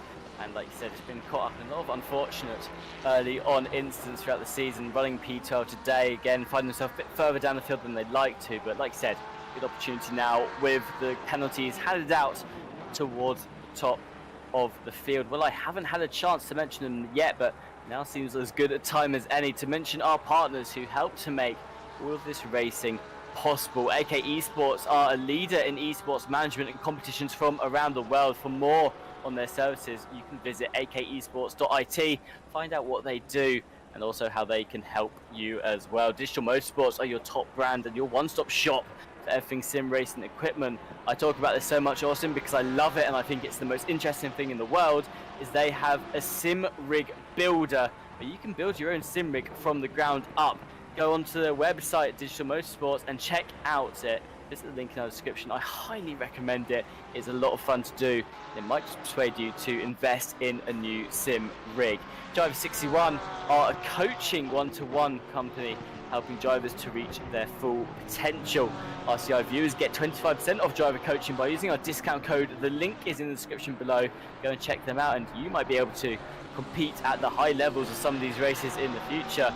with a bit of coaching as well, we expect to see you guys towards the top of the field. Go Setups provide expertly made ACC setups for all skill levels. Go and browse their premium setup shop today. The link is in the description below. And with the new update released, they have been one of the companies at the forefront of providing setups for all of the new cars that have helped these drivers to get used to them so quickly as well. And then Fanatec don't need an introduction. They are a global leader in high-end sim racing gear, from load cell pedals to direct drive wheelbases. They always strive for the highest quality in every piece of hardware that they design. You can help RCI out by using our affiliate link when making a purchase from Fanatec. Thank you so much for doing so. It helps us all out with server costs and stuff like that as well. Well, those are our partners for the race, and we'll mention them again after the race is over. Of course, they do help to make all this possible. If you're interested as well in racing in a series like this, you can always get involved as well. Go over to racerci.com/championships to check out the championships that we have underway at the moment. We've got a couple that are on open sign-up at the moment. Austin, including the 4 hours of Silverstone multi-class, which will be on June the 3rd. It's a multi-class race where you can have 2 drivers in the car. It's a team race, that one as well. So bring along a friend and see what you guys can do over at Silverstone. Also, the BMW Academy Championship has just opened up as well, involving the BMW touring car, the GT4 and the GT3. So the first 2 rounds, I believe it is the touring car only. But that's the new championship being hosted on a Monday by John Dalton and Callum Cohen. You can sign up for that now. First race is on May the 29th. So go and check that out over on racerci.com if you'd like to get involved with some of our championships in the future. It's a great place to, as I said, it's the thing I love about RCI, and I loved it, before I became a commentator here, and I'll still say it now. It's a great place just to come and race, really. It's not as it's not as exclusive or closed off as a lot of other places are. We have a lot of splits for everybody, and it's a great place just to come race and come and practice and build up to where these pro drivers are. I mean, we said before, like, a lot of these guys come in, they're on the pace, but have a lot more experience to kind of get before kind of progressing on to pro class, and it's got to start somewhere, and that's one thing I think RCI does really, really well. I kind of want to throw another website into the mix as well. One I want to make, actually, where's LessieG.com? And it's pictures of where to find LessieG's character model in the crowd on every single racetrack. So, I've ruined the surprise now. I've said it. Damn. Oh, the Car Collection Motorsport team, the number 13, driven by Beaumont at the moment, running in P8, of course. They'll be promoted up a position into P7 at the end of this race if they manage to stay this close to Reese Wilkinson, picking himself up a 15-second penalty there. And again, Austin, I've got to look towards the field. Joshua Lation still running in 3rd place, a 4.5 seconds to Grant Willamot behind in the 316. I mean, what an amazing race for the number 97. I bet you right now they're going to be smiling from cheek to cheek with how this race has gone so far. Yeah, I mean, it's just one of those cases of just keeping it consistent, keeping it clean, avoiding the carnage around it. I've said it before, and no doubt I'll say it again in a later race. It's, if you kind of keep the car out of trouble, ultimately pace kind of becomes secondary. You get the strategy right, come in at the right time, nail your stop, make the right call in terms of tyres and fuel, and that's easier said than done. I mean, we've had a huge debate about it, but but as soon as all these things come together, ultimately, to finish, to finish first you have to finish. So I think that was a Michael Schumacher quote, if I remember correctly. It's so true. It's so true. Yeah, sorry, I'm not laughing at you. I was actually just reading the chat there. Minnie Simeon said, "Go Ted. The commentators think even you can make up some points." We believe in Ted Edwards' supremacy here. I mean, they've already made up the space on like Atlanta. What did I tell you? There's a position. Exactly. We believe in Ted Edwards here. Of course, one of the reasons for that is hold the door, Austin, because I think I'm about to be attacked. But of course, Ted Edwards, they're a great driver, known for being up in that top 10. They are, of course, not Mr. No Points Tom Bryan, who hasn't scored a point yet in a Friday Championship Series that I am aware of. Actually, no, that's like they might have picked up a couple at the end of last season, but yeah, please protect me from Tom Austin, because he might murder me for that one. Of course, another steward here at RCI. They love us really, guys, don't worry. But yeah, Ryan Daniels on the track now. Let's just change the subject. Ryan Daniels on the track now in the number 66 going towards the inside. I'm not going to let you speak, Austin, because you're going to call me out again. Trying to get over into Balaam here. I put my foot in. I put my big toe in the bear trap by bringing up the Ted Edwards thing in the first place. What you've just done, Tim, is take your foot out and put your head in. So that's on you, my friend. But no, you're right. We're all about a bit of banter. We're all about a bit of banter here at RCI. It's all in good jest. We all. That's one of the things that runs so well because, again, end of the day. You know, it's just one big family, really, and that's everyone down from the viewers, due to you guys for watching this, it gives us a reason to be here in the first place, and everyone involved that makes it all run behind the scenes as well. So, huge thank you to everybody. There, I saved it, Tim. We got this one. We're back on track. We're back on track as Daniels is nipping at the rear of that 13 Porsche, really trying to find a way through. And as I saw in the chat there, RCI TV, you've got to be impressed with how good Lawrence has been in this series. Yeah, I mean, that Aston has just been up at the top every single race so far. I mean, I know we're only 3 races in, but that Aston has been putting in work.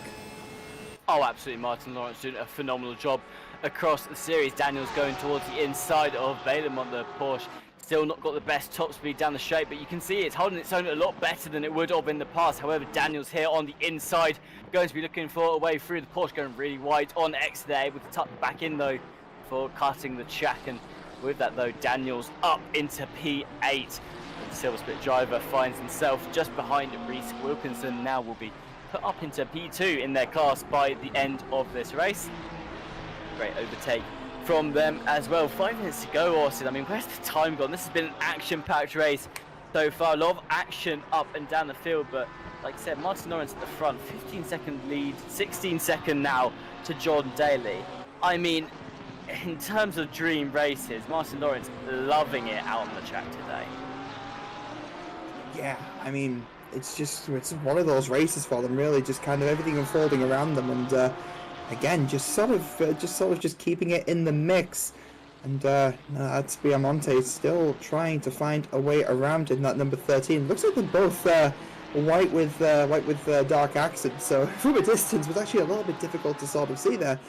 But yeah, that'll be Ryan Daniels trying to hunt down the likes of Wilkinson, but at the same time doesn't need to. With that 50-second time penalty, that will promote Daniels into 7th place. Looking down the order, Wilkinson will still be 3rd in class though, so will still be a class podium even despite that 15-second time penalty. And that would be one of the best things that they could actually hold out for. And looking at the order at the moment, it looks like there's not too much going on, but maybe that's a moment of solace for everybody. It's certainly not really had a quiet moment for the last hour or so now. I've had even longer than that with the restart. I mean, I think the gap between the two starts was about 6 minutes. So for over an hour, and during qualifying as well, we've not really had much of a quiet moment. Absolutely. The thing that I think is interesting here is I was just looking forward a week. We're of course going to Zandvoort in a week's time. Again, like Alton Park, very tight track, Austin, as opposed to this. I mean, imagine today's race but at a tighter track like that. Even more chaos would have ensued as well. So I would imagine drivers will be looking at their cars and the setups going to the next race, saying, okay, what can we do? We need to make sure we're as consistent as possible this time round. Langalante here, number 7, going towards the outside of Ted Edwards in the number 95. They want that position back that Ted took from them a couple of laps prior. And going around the outside there, gets it done and dusted. Number 7 up into P11 through that corner as well. Of course, these guys are a bit far back to take advantage of the 15-second penalty that Reese Wilkinson has at the moment. Will not be gaining positions from that, and wouldn't have actually gained any further points anyway. Reese Wilkinson not in the same class as them. The Race Ventura car you can see on the screen right now, Ted Edwards back into P12. I mean, we know that they have the pace to keep up with Langalante because it wasn't that long ago, Austin, where they took that P11 off them. So I imagine here Ted Edwards will just try and keep this as close as possible, not fall too behind on car number 7. 2 minutes to go. Perhaps there's opportunity for another overtake in there. Not too soon to keep fighting for Ted Edwards. Yeah, I mean, as I said before, I believed in Ted Edwards' supremacy. I believed, and my hopes and dreams have been shot down with Langalante. being able to make up that time. But again, just goes to show just how rapid the ball. I mean, they're not two Porsches, but so rapid they can be, even compared to each other. Biamonte still trying to hunt down Daniels, and again, maybe this is where the speed difference comes in. You know, the Porsche just losing time to the Ferrari in a straight line, but this is still a minute and a half and a lot of corners to try and make up the rest of that time as well, and maybe, quite just maybe, on the last lap, try to set up for a pass, because it's not going to be for position really. I mean, it's a pro class on a silver class, but I mean, any position counts when it comes to bragging rights, right? Oh, absolutely. Speaking of last laps, are we on the last lap now? I'm not 100% sure.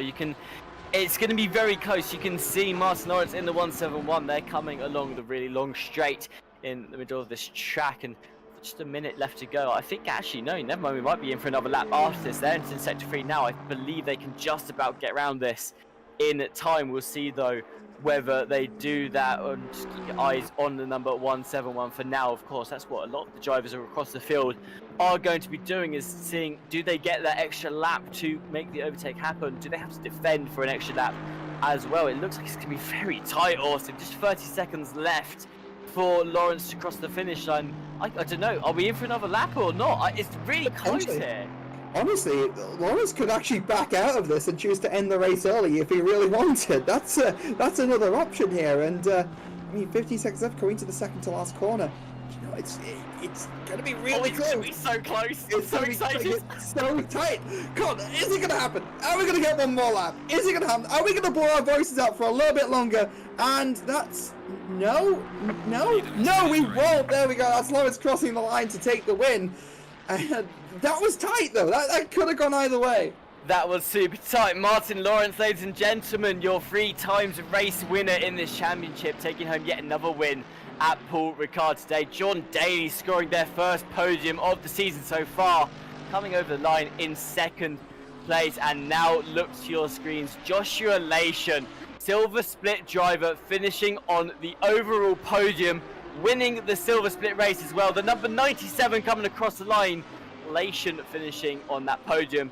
Overall, Grant Willimot comes home in 4th place. They'll take home the podium in their class as well. The Lambo, another great finish for Grant Willimot, will probably be enough to take them up into P2 overall, Austin, in the championship as well. Of course, Billy Octane just across the line has a 5-second time penalty, but I don't think that's going to matter, because I think Sand might just be 6 seconds behind him, and they are, so Billy Octane will hold on to that 5th place. Sand coming over the line in 6th. Reese Wilkinson about to cross the line, P2 in class, P7 overall, has a 15-second penalty though, so we'll drop down the order onto the final results. In Daniels crossing the line, P3 in class, 8th overall, Beaumont in P9, and Kwiatkowski rounds out your top 10.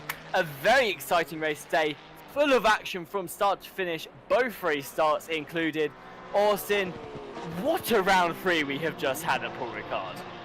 Yeah, I mean, was it as messy as Barcelona? I mean, we had the restart, but and a few huge incidents, but I don't think they was quite as condensed as they were in round 1. So I think that a lot of the things we saw today, you know, were very kind of honest mistakes, really, rather than actual sloppiness. So yeah, no, it's been a long hour. I don't think we've had a moment to sort of stop and process everything, because as soon as we have a moment to analyze one situation, another one unfolded as well. So what a race. What a race indeed, and here are the results of the race after everyone has crossed the line. Martin Lawrence taking home today's win, a huge gap between them and John Daly, 18 seconds splitting the Aston and the Ferrari. John Daly finishing in P2, their first podium of this season. Joshua Lation, what a phenomenal drive from them, finishing out the overall podium and winning their class as well. Well, we said before the race started, Paul Ricard, one of those tracks which is like Marmite, you either love it or you hate it. And like we said, Austin, you often come to this track thinking, it's probably not going to be a great race. I think today we've proved the flip side of that. Paul Ricard always seems to deliver for those watching from the sides. Yeah, I think I said something like it on the formation lap, actually, Tim. Just like as a driver, and kind of, you know, as it often comes up, you know, you kind of dread Paul Ricard in a way. But yeah, no, you're right. It always does. It always just kind of delivers a really strong race, and it's usually one of the better races on the calendar. So quite exciting stuff. We will take a moment now to again mention our partners who have helped make today possible. Driver 61 helps sim racers fulfill their full potential out on track. They're a one-to-one driver coaching company that provide full driving courses over at driver61.com. You can get 25% off driver coaching using our discount code, which is in the description of the video below. Digital Motorsports are your one-stop shop for everything sim racing. Go to their website, check out their sim rig builder, where you can build your own sim rig from the ground up. It's really interesting to do, and it might just convince you to invest in a new sim rig as well. Go Setups provide expertly made ACC setups for all skill levels. They're provided by some of the fastest professional esports drivers and sim racing engineers in the world. They're fully tailored setups for both safe driving and esports level. Visit the link in the description below and you can browse their premium setup shop today. Fanatec are a global leader in high-end sim racing hardware, from load cell pedals to direct drive wheelbases. They, of course, strive for the highest quality in every product that they design. If you use our affiliate link when making a purchase, you can help us out here at RCI. Thank you so much for doing so. And of course, AK Esports are a leader in esports management and competitions around the world. They provide our server solutions, and for more on the services that they provide us and that they can provide you, go and visit them at akesports.it. Have a little look at them as well. Well, I believe we might be able to get an interview with Joshua Lasham. I'm just going to see if I can call them into the box for a second here, Austin. But again, going back to the race, I mean, up and down the field, we've had a lot of great fighting. Of course, a great day for Martin Lawrence, a great day for Jordan Daly, and of course a great day for Joshua Lasham, who has just joined us in the commentary booth now. Welcome, Josh, to the booth. What a phenomenal race you've just had. Yeah, no, thanks. I honestly, throughout practice, I probably did about 2 hours this week with the team, and was not expecting that at all. I mean, in practice, I was sort of up there, and then we got into qualifying, and I was a bit down, and I didn't put a lap in between probably 7 minutes left of the session. I didn't put a lap in until then. I put a quali lap in, and I seen I was like 500ths off pole before Lawrence just decided to alien us all. And I thought, okay, we'll go for a good race. I had a good start. Then we had the red flag, and I was like, oh god, we got to go through it again. But yeah, unbelievable pace. I don't know where it came from, so I am over the moon.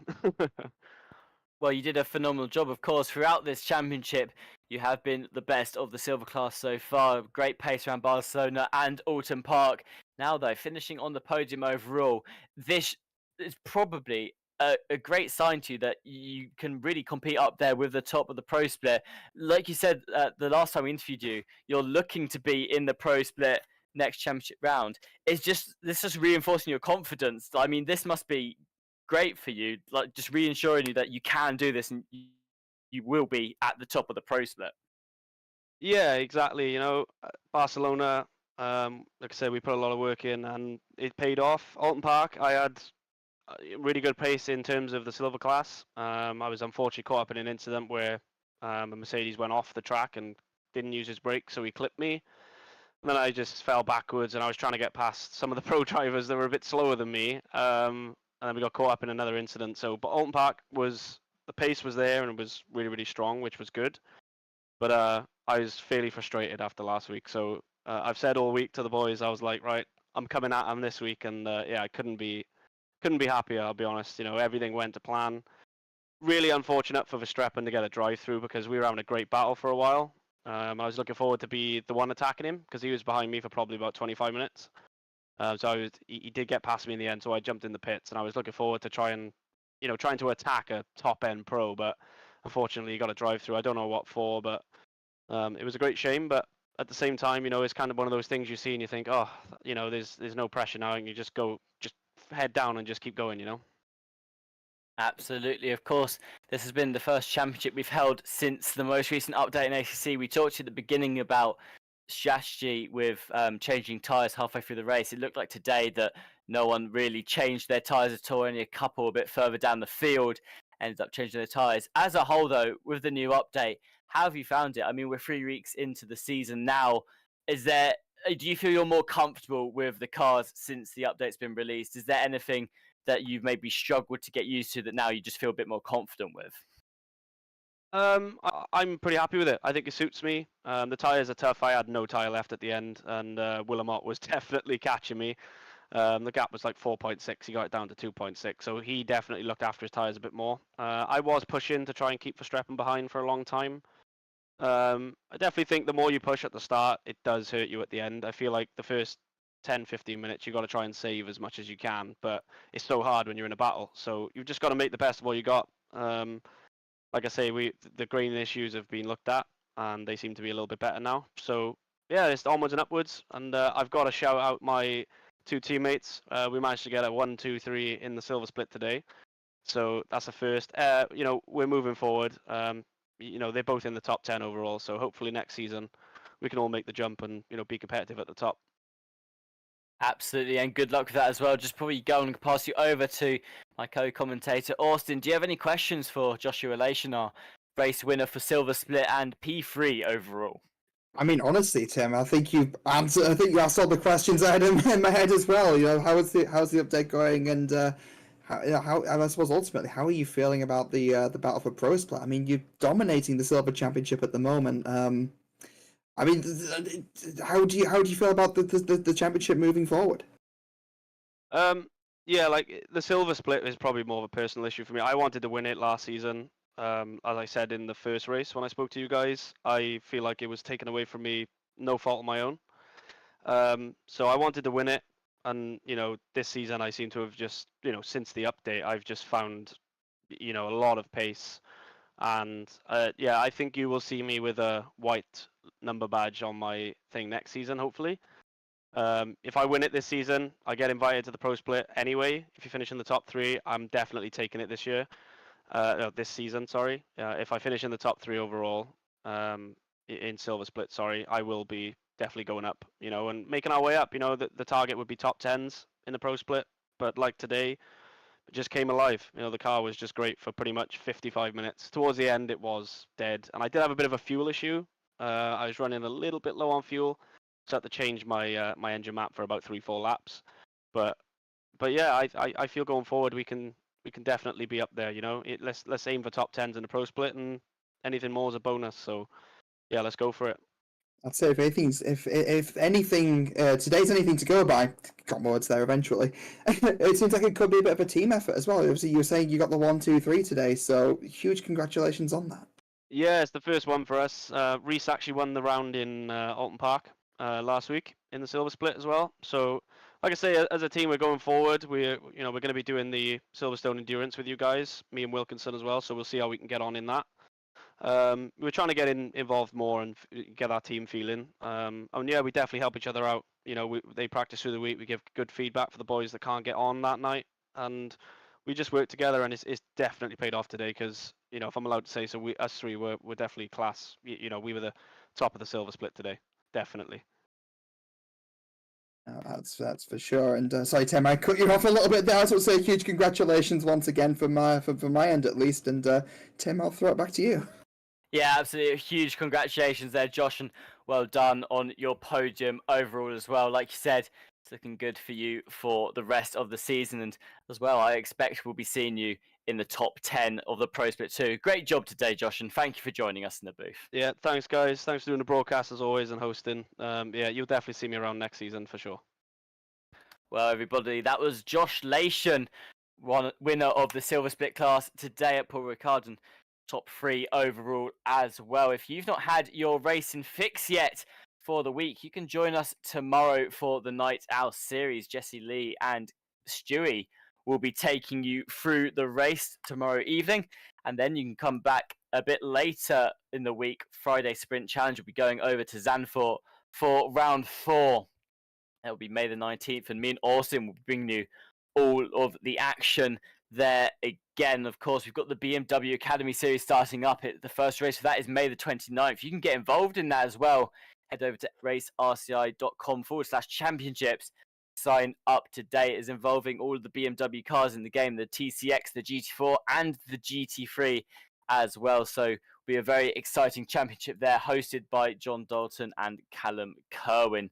Go and check that out. If you've enjoyed today's video, make sure you hit that like button, subscribe to the channel, and hit that bell icon to receive notifications from whenever we go live as well. We always have action-packed races here at RCI, and today was a great case for that. Some great action up and down the field at Paul Ricard. But for now, it is time to say goodbye. A big thank you to everyone who joined us today in the chat. We'll see you next week at Zandvoort. Goodbye.